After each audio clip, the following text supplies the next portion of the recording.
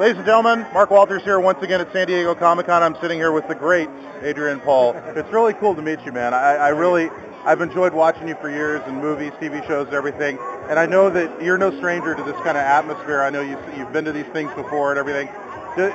What is it about coming to stuff like this that sets it apart from, say, you know, maybe like a normal press junket or a film festival or something to that effect? I mean, it seems like it's automatically more laid back and fun. Well, yeah. I mean, look at it. I mean, you take a look at the people that are outside and they're, you know, having a great time. They're dressed in costume.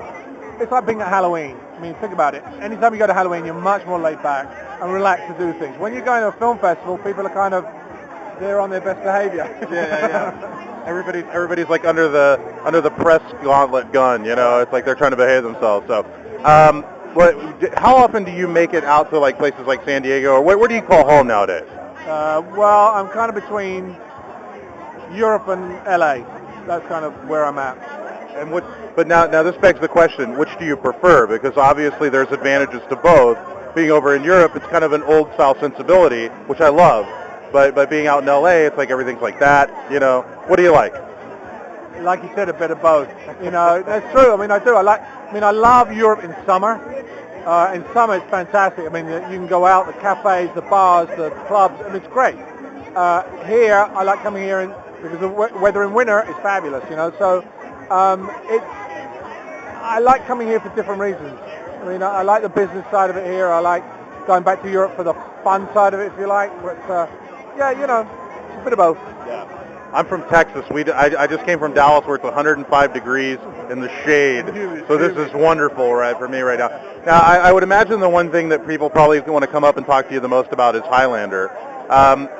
Just kind of briefly for those that aren't familiar, how did that whole involvement with you come about? Like, how did that start? You know, at what point were you first approached? They said, we want you to take on the Highlander mythos, and how did you feel when that day happened? Well, actually, it was an interview at the Four Seasons Hotel in Beverly Hills. And I walked in, and I was the first person they saw. And I said to them, you don't have to look any further. I'm the guy. And they went, oh, you're really a cocky. But I didn't get it then and there. I actually had to go through a reading, a screen test. It was like 3 months of going through stuff. And finally it came down to me and one other guy, and I got it. Yeah. And it's an amazing, I mean, it really became an amazing franchise because, I mean, as a kid, I remember seeing the original film.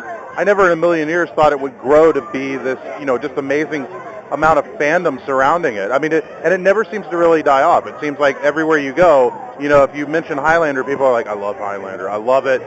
So, I mean, that's got to be really gratifying, I would think, just to be a part of something like that. Well, you know, it's kind of your legacy to a degree, isn't it? You know, people say to me, do you feel like you're typecast? I go, yeah, but, you know, it's part of what I do. You know, you've got to keep doing shows like this because, you know, it keeps you in the public eye. And I'm grateful to have done a show like this. I don't think many people really get to do, I mean, the percentage of actors that get to do what I did, I mean, I'm the only guy in history that did a sword fight and a tango on the Eiffel Tower in the same day. So, go figure. You'll always have that. That's the great thing. Tell me about what you got coming up. What are you working on right now? I'm working on a film that I'm actually co-producing. My company, Film Blips, is co-producing this particular project, which is called At 215, which is it's like 6 degrees of separation. 5-6 characters always go through the same intersection every day, and it's their lives that are intertwined. It's with Nick Nolte, Melanie Griffith, Angela Molina from Spain, and we're doing Antonio Banderas' company is supposed to be doing the music, and so we've got some very interesting characters to work on. So my other stuff is really producing and directing. I've got that part of me, which is the creative part of me, and the control part of me, which is the producing. And my company, you'll see all the stuff I've got on Film Blitz. One I'm directing, which I'm really excited about next year. So it's kept me pretty busy. So I'm pretty busy at the moment. Now, what excites you more? I mean, the craft of acting or the craft of being behind the camera? I mean, because obviously, like you said, there's creative aspects of both. So like, what would you like to see? Like 20 years from now, what do you want to be doing? Do you want to be behind the camera, or do you think in front of the camera is where's your strength? I guess is what I'm saying.